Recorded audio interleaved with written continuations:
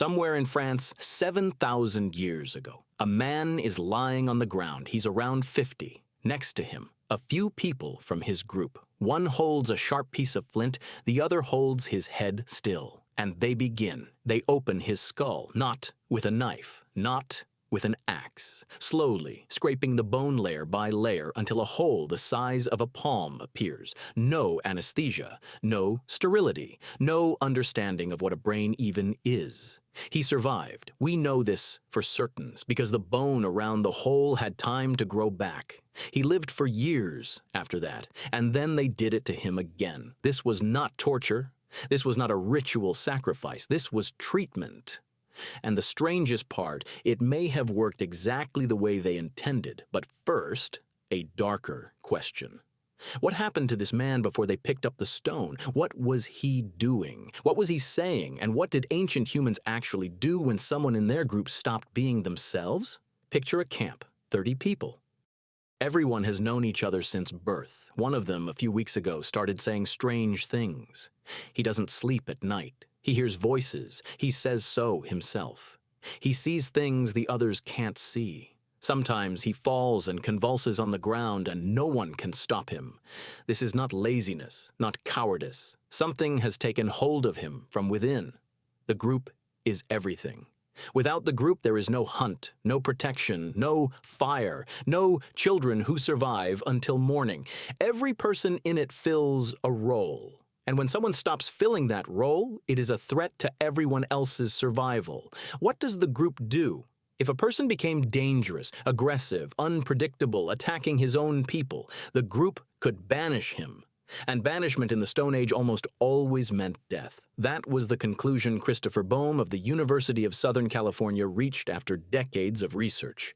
First mockery and ostracism, then isolation, in extreme cases, banishment. Not a death sentence, but in a world without walls and without fire, almost the same thing. But if the person was not dangerous, if he simply saw things differently, heard things differently, spoke differently, the group often did something unexpected. It did not drive him out. It gave him a role.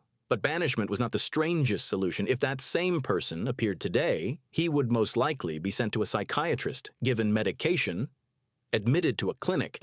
But 10,000 years ago, that exact person might have become the most respected member of the group. In almost every hunter-gatherer culture documented by anthropologists, there is one recurring figure, a person who hears voices, who falls into a trance, who dies and returns, literally losing consciousness for hours. We call this psychosis today. They called it contact with the spirits. Anthropologist Michael Winkelman of the University of Arizona published a cross-cultural study in 2002, covering more than 50 societies across every inhabited continent. His conclusion was specific. The shaman is the first profession in human history, the first division of labor beyond sex and age, and the people the group selected for that role frequently displayed what we would today diagnose as symptoms of the psychotic spectrum. The group was not afraid of this. It used this. Because in a world where illness is unexplained and famine arrives without warning, the person who can see the invisible is valuable. No matter how. But here is what researchers document everywhere. The path to becoming a shaman was deliberately brutal. Among the Siberian Evenki, 3 days of fasting and isolation. Among the South American Yanomami, weeks in the forest without food or fire. Among the Buryats of Siberia, a ritual death, a loss of consciousness, as a mandatory stage of initiation. This was not a privilege. This was dangerous, exhausting work. But it gave a person a place, in a world where having no place meant dying. And yet, some cases frightened even them. Sometimes the person kept hearing voices. Sometimes he kept screaming from a pain no one could see. And then the people moved towards something that today seems like madness. They opened his skull. In 1979, researcher Kurt Alt of the University of Freiburg documented a find from Alsace, that same 50-year-old man. The skull had 2 openings, one completely healed over. The bone around it was smooth and rounded. That means one thing, He survived the first operation. He lived for years afterward. The second opening, partially healed. He survived the second operation too, but not for long. He underwent neurosurgery twice with a stone tool, without anesthesia. And this was not an isolated case. At a single burial site in France, dated to 6,500 BC, archaeologists found 120 skulls. 40 of them had surgical openings. 1/3 of the entire burial. This was a practice, not a coincidence, not desperation. More than 1,500 such skulls have been found across the world. People who never met each other, who had no knowledge of each other's existence, arrived at the same solution. That means something. This is exactly where the story becomes almost unbelievable. When 19th century scientists first began finding these skulls, their reaction was predictable. Ritual sacrifice, ceremonial killing.